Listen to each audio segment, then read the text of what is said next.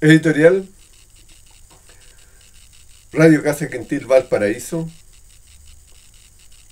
24 de noviembre 2025. ¿Qué pasó en Chile el 16 de noviembre? 2. El escenario post segunda vuelta. Han pasado 7 días y ya se ha dicho todo, o casi todo. El pasado 16 de noviembre, el país eligió el Congreso que acompañará al próximo presidente, instalando dos piezas claves que formarán parte del paisaje político de los próximos 4 años. A modo de resumen, diremos que en el Senado se produjo un empate técnico entre gobierno y oposición.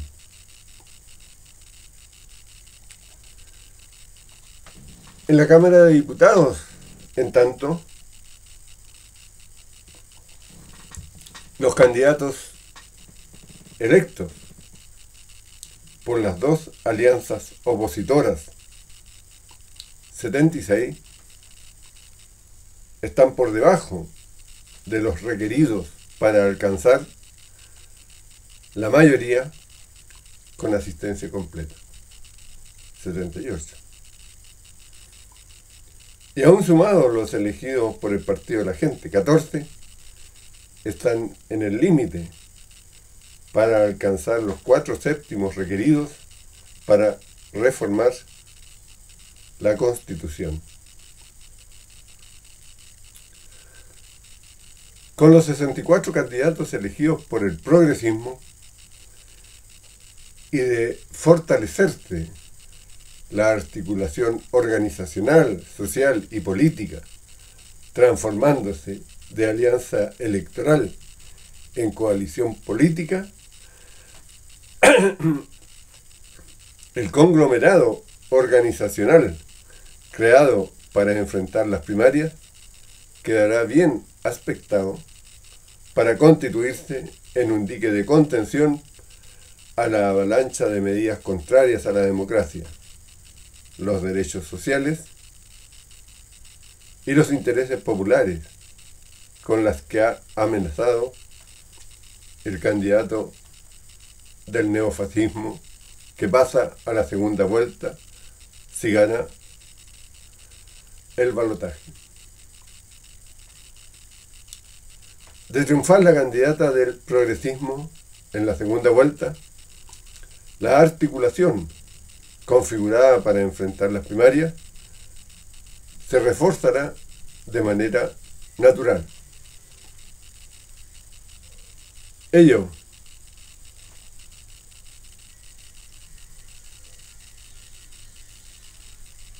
junto a los 64 diputados electos se constituirán en una palanca esencial para configurar la base social y política del probable nuevo régimen progresista si gana la segunda vuelta.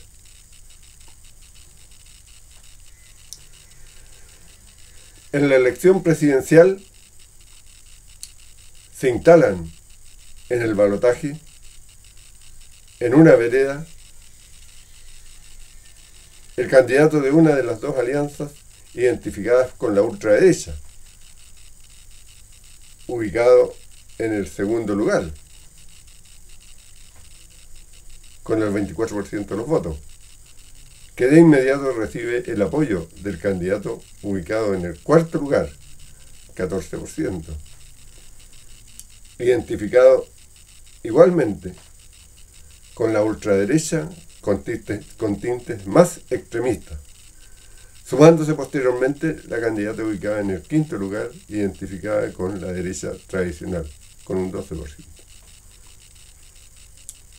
En la otra vereda, la candidata oficialista, sumando los votos propios, 27%, con los que obtuvieron aquellos que no merecieron el calificativo de comillas competitivos, sumarán el 30%. En la disputa por el triunfo, el progresismo la tiene cuesta arriba. Lo positivo y rescatable es que hay espacios donde crecer. Repetimos, hay espacios donde crecer. Además de los lugares comunes que con el tiempo se han incorporado a nuestro imaginario colectivo, como la manoseada frase "la segunda vuelta es otra elección", cierre de comillas, hay espacios reales para crecer con un relato de campaña cargado más a la realidad que a la ideología, que es como se ganan las elecciones. Partiendo por la incorporación en él de las respuestas a las demandas aún insatisfechas del estallido. Hay espacios para crecer en la búsqueda del más de 500.000 de personas que votaron por candidatos a diputados y senadores del bloque que apoyaba a nuestra candidata y no lo hicieron por ella. Hay espacios para crecer en ese 20% de electores que votó por Parisi, del cual no sabemos mucho más de lo que el propio Parisi sabe de ellos. Para llegar a ellos disponemos de los datos de referencia geográfica entregados por el CERVEL, junto con los resultados, que los comandos se encargarán de rescatar, analizar y entregárnoslo. Desde una mirada más política, sabemos, por ejemplo, que se mueven por demandas aspiracionales, que no son las mismas por las cuales se mueven los sectores populares, partiendo por esa posesión irracional asociada al desacreditado consumismo.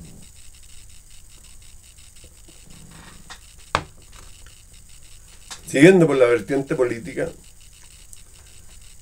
sabemos que no votaron por la izquierda, pero tampoco lo hicieron por la derecha.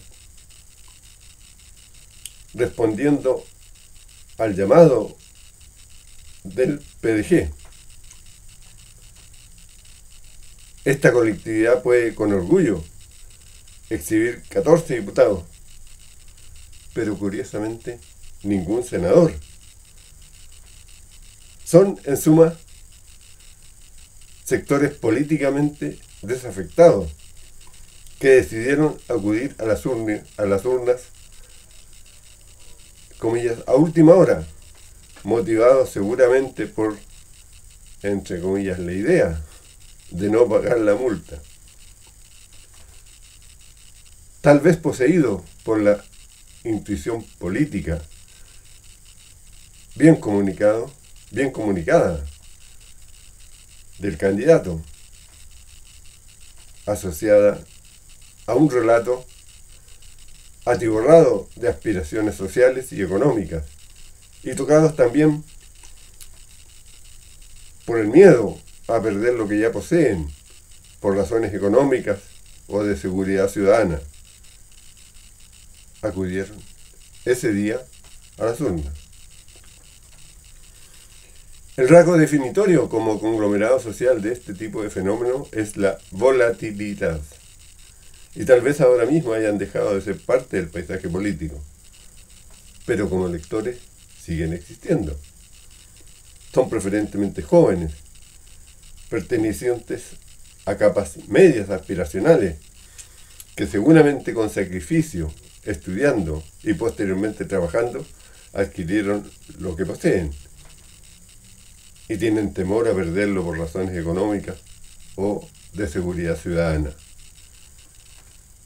Por ello, al igual que los sectores populares, son permeables a los escenarios del terror, manipulados por la propaganda fascista y la consigna comillas, Chile se cae a pedazos, aun siendo mentira, les hace algún sentido.